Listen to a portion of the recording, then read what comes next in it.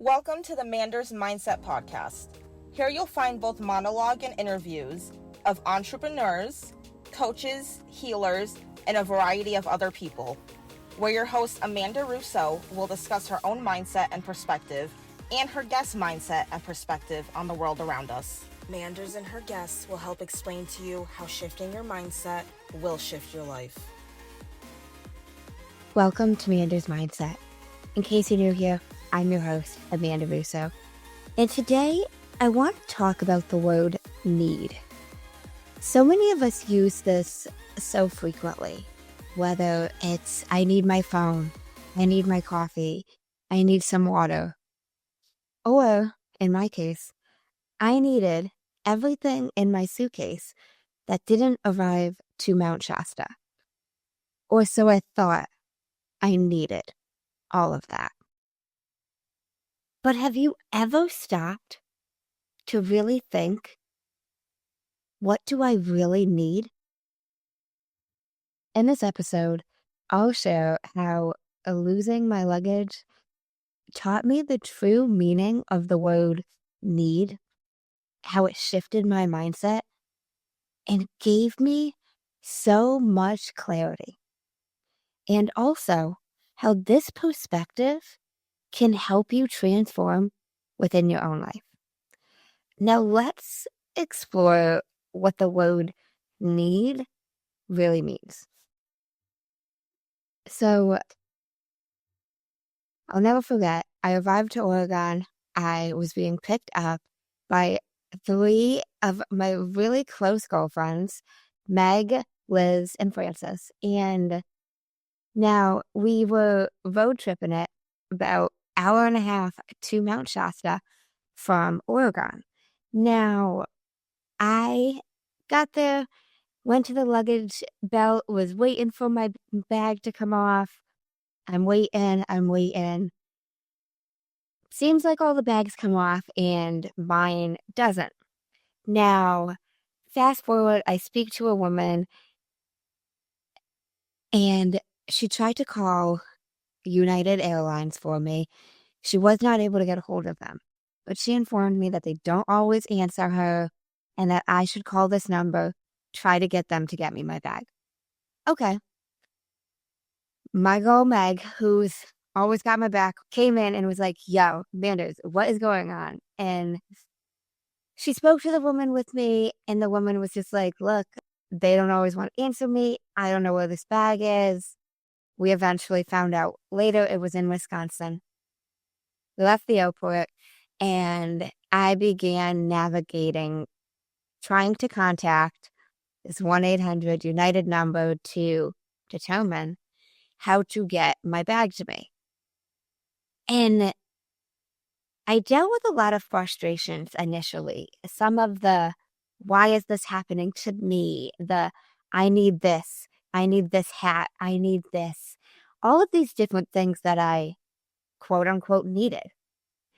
And this almost victim mentality of course this is happening to me. And at first I was thinking, how am I going to make this work with everything I packed? And I had boots, I had my coat, I had winter gear, I had my bathing suit, and all these different things of how, why. A negative mindset, if you will. And y'all know, a negative mindset will not help you in any situation, but especially in a situation when you need to navigate and figure out where to go from here. I started to realize, and I started to really take a step back. You know, I was forced to take this step back in so many ways because I didn't have so many of my belongings with me. So I had my carry-on, but for reference, my carry-on consisted of my laptop, a notebook, my planner, my gratitude journal, my eye mask, my AirPods, not getting me too far. And with having so minimal actual things with me, it gave me the opportunity to be more present, to become more aware to what I actually needed versus what I wanted. There's a difference. I wanted my winter boots. I didn't need them. I started to realize I had everything I needed. I had my health. I was physically safe. Everything I needed was within me. The present moment, my breath. I had my divine friends who I love to death. And Meg and Liz got my back. I've got theirs. I wasn't alone. I wasn't with strangers or people I barely know, which I've been on trips like that as well. So even more so, I had all the reasons to feel safe. And it was reminding myself of that. Amanda, you have everything you need and more, actually. Losing my luggage really made me reflect and think about just how much time and energy I spend thinking about the things I need or I think I need. Let me ask you something and reflect on this. How often do we convince ourselves that something that brings us comfort, whether it's an item, a routine, even other people, it's not a need, it's a want? These things are just extras. And yes, we would want them and it would be beneficial and maybe it would quote unquote heighten our experience, but it also might not. This could even be something with packing. For in terms of traveling, I'm someone who is an overpacker and I consider myself to be always prepared for every and anything, which there is so much synchronicity in me having nothing. Maybe it's in you needing to do your morning routine a certain way because this is how you do it every single day and you do not do one thing off, which I'm somebody who does the same routine every single day. But is it a need for you or is it a want? There's a lot of things in our lives that we tell ourselves we need. I need this specific brand of creatine. Okay, Amanda, if they stop selling that, what are you going to do? Never going to take creatine again? Or are you going to adjust that quote unquote need? That's just another random example of a conversation I was having with a gym friend. But it's the same concept. Needs and wants. Like, I need to do breath work at this time. Okay, and if something happens and you're unable to, I need this person to be here. And then if they're not, when I got lost in Bali, one of my biggest frustrations was I felt, and I kept saying to myself, I quote unquote need to talk to my best friend because he's somebody I talked to about shit that just happened, needed that mindset shift, or so I felt like I needed that mindset shift. But in all actuality, I wanted it. I didn't need it. There's a huge difference. These are just a few different examples of different areas of my life for you guys to reflect on something that you think you need, but could actually do without. How does the thought of letting it go feel? Feel. When I stopped fighting and resisting the situation that I only had so much control over, I felt so much peace and honestly freedom. I felt a lot of freedom because we're going to the beach this day. Well, I'm not packing a bag because what am I putting in it? So freedom in that sense and peace in the simplicity of it all. Like not having to worry about all of these things. Not even worry, but not having to even think and just be, mindfully be in the present moment. I was able to surrender to what was the situation. And some people have mixed feelings about the word surrender. And here's the thing, guys. Surrender doesn't mean giving up or giving in. It means trusting that I'm okay and the situation is okay. I want you guys to reflect on where you are holding on too tightly and what you might be able to let go of. Even if it feels scary or uncomfortable, letting go is making space for something else. Maybe it's clarity. Maybe it's downloads. Maybe it's new opportunities. What I realized the most was that I was physically safe. I didn't need anything else. I didn't need any of these comfort items, any of these things that made me feel more at home or more myself. I was always physically safe. I didn't need my usual comforts. I needed to connect with my body and my breath. So I connected and leaned in heavy on some grounding practices. That meant morning breathwork live with my breathwork community. That also meant any grounding practices for myself. Every single morning, I would walk out on the balcony and just stand on the freezing cold deck barefoot. And then I'd run inside freaking out that I was freezing. But those were just two different things. Any grounding technique. One that I really love is the 4-7-8 breathing technique. You count it for 4 seconds, breathing in, you hold it for 7, and then you let it out for a slow exhale of 8. And I did that a few times. It shut my mind off, and I leaned into anything that helped me feel okay, feel present, feel into the moment, and just know I'm okay. I'm physically safe.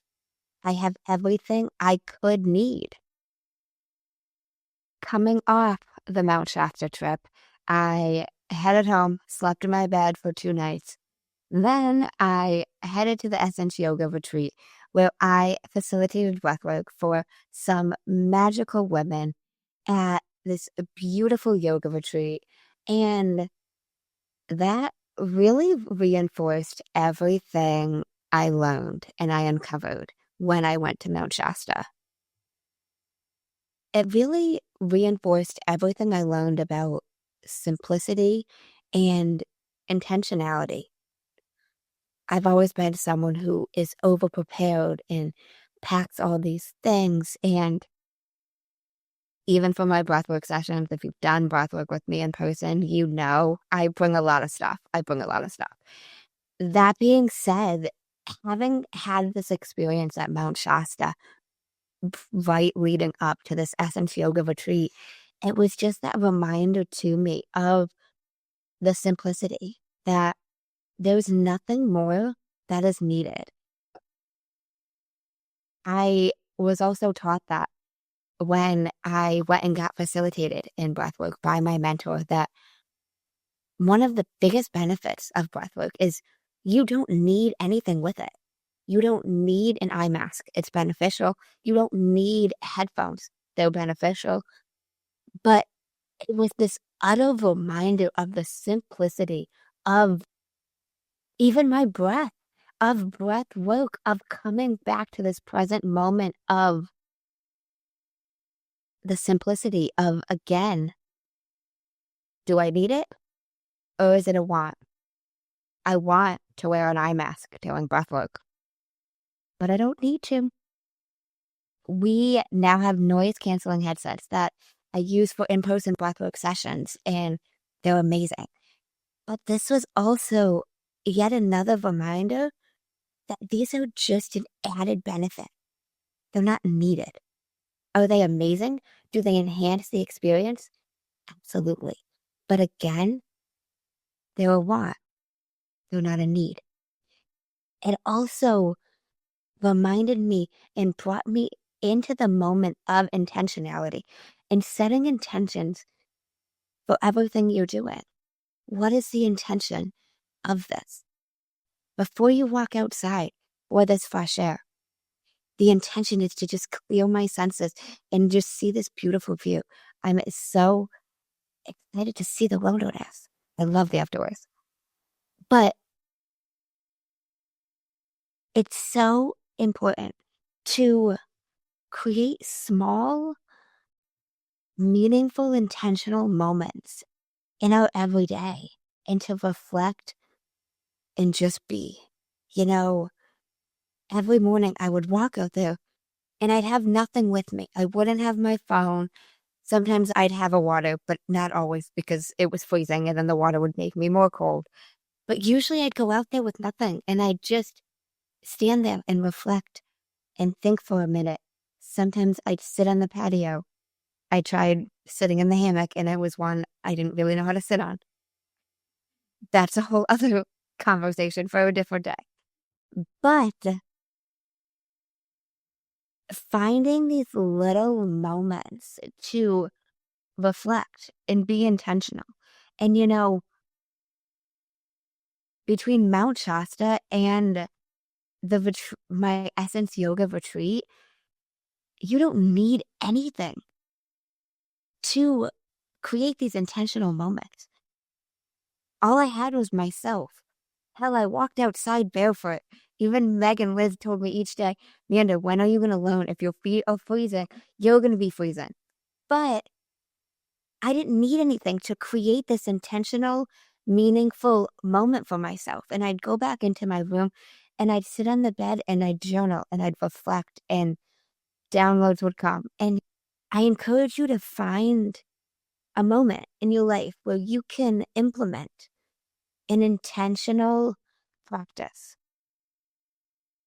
And again, we think we need all these things. I need these crystals, like I've got this rose quartz here.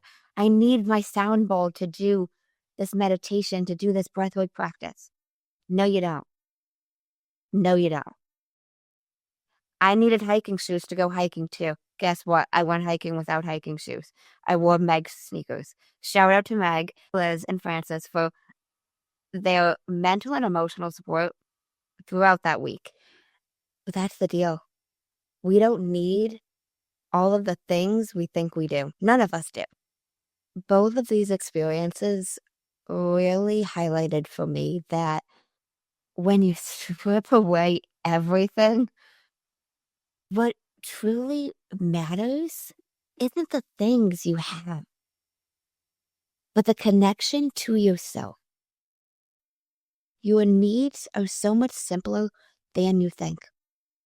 We think we need these things, these people, all of these whatever. No, we don't. I would have been fine even if this situation happened to me and I was by myself. I would have figured it out. Everything's figure outable, guys. No, that's not a quote from me. It's a book. But it really is. Our needs are so much more simpler than we realize. And everything else is just outside noise. If you're still listening to me, I want to challenge you to reflect this week on what do you really need? what can you let go of to make space in your life for clarity, for insights, for new things to happen, or new experiences, new environments? Reflect, breathe, and see what comes up. Journal on this and really think on this, because I think it's something that our society, I hear all the time, oh, I need to do this. I need to go here. I need to get this. Do you though? Do you? I don't know. Maybe you do, but maybe you don't. If this resonated with you, let me know. I would love to hear your thoughts, needs, those wants, letting that go and surrendering and trusting the present moment, and also grounding in to physical safety in whatever way works best for you. Well, I hope this helps you guys reflect and shift your mindset on what we need. The holiday season is around the corner as well. There's all of these different sales and deals, and you need this, you should have this. What do you need? Wants and needs are different. I hope this episode helps you reflect a little bit on the difference between the two. So guys, to quickly recap, 3 major lessons that I learned throughout these 2 adventures of mine. First being the difference between needs versus wants, and that they are not the same. The second being surrendering and trusting, and it doesn't mean giving up by surrendering. It means knowing you are okay in this current present reality that you are living. You're physically safe. And the last lesson being grounding in physical safety, whether that be with taking deep breaths, whether that be going outside in nature, maybe that's shaking. And it might sound like, did you just say shaking? Yes, I said shaking. We did shaking when I went to Bali each morning, and we would literally just physically shake our bodies because you were letting energy out. And while this might sound crazy, I encourage you, set a 3-minute timer and just stand up and shake your whole body and tell me that you don't feel energetically different, because I don't believe you. Anyways, focusing on something to ground yourself in physical safety. Well, I'd love to know your thoughts on this. And did these lessons help you? Let me know. You can reach me on Instagram at The Breathing Goddess or Manders Mindset. Leave me a review on Apple Podcasts. Comment on the podcast on YouTube. I'd love to hear what you guys are taking away from this. Well, thank you guys so much for tuning in to this reflective episode of Manders Mindset. Thanks, guys. Until next time.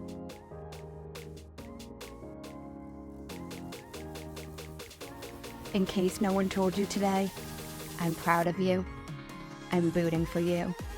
And you got this. As always, if you enjoyed the show, I would really appreciate it if you would leave me a 5-star rating, leave a review, and share it with anyone you think would benefit from this. And don't forget, you are only one mindset shift away from shifting your life. Thanks, guys. Until next time.